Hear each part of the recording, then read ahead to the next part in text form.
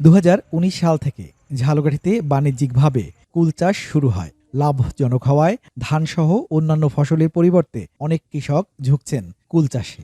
ঝালকাঠির মাটি ও আবহাওয়া কুল চাষের জন্য অত্যন্ত উপযোগী। জেলার বিভিন্ন এলাকায় এখন সবুজ বাগানে ভরে উঠেছে মাঠ।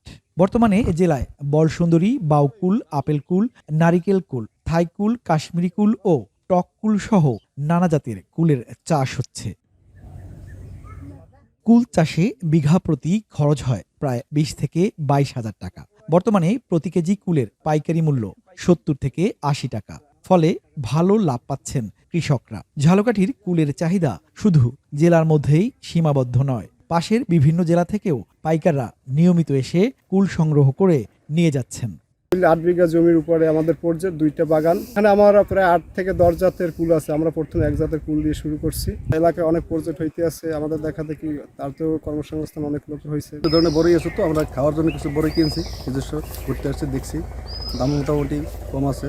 আমরা খাইলাম এখানে আইসা বিষমুক্ত, দামও খুব সস্তা। বাইরে থেকে যেটা, এর থেকে আপনার বাগানে আসলে একটু ভালো কম দামে পাওয়া যায়। কুল বড়ই আছে, টক বড়ই আছে, আপেল কুল বড়ই আছে, কেজি বেশি 100 টাকা, কুল বড়ই বেশি 150 টাকা কেজি, টক বড়ই 100 টাকা, বল বড়ই বেশি 120 টাকা কেজি। কৃষি সম্প্রসারণ অধিদপ্তরের তথ্য অনুযায়ী চলতি মৌসুমে জেলায় প্রায় 45 হেক্টর জমিতে কুলের আবাদ হয়েছে।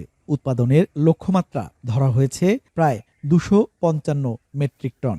আমাদের যুবক সমাজ এই চাষাবাদে লাভবান হয়, তারা এই চাষে আগ্রহ প্রকাশ করছে এবং এটি বাণিজ্যিকভাবে বেশ এই বাগানগুলো সম্প্রসারিত হচ্ছে। আমাদের উপসহকারী কৃষি অফিসার সহ সংশ্লিষ্ট কর্মকর্তাগণ এই বাগান সিজনের ব্যাপারে এবং বিভিন্ন বাগানগুলো যেন আরো সম্প্রসারিত হয় সে বিষয়ে প্রয়োজনীয় দিক নির্দেশনা এবং পরামর্শ নিয়মিত প্রদান করে যাচ্ছেন।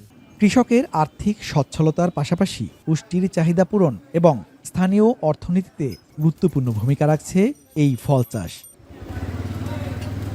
আল আমিন তালুকদার, এখন ঝালকাঠি।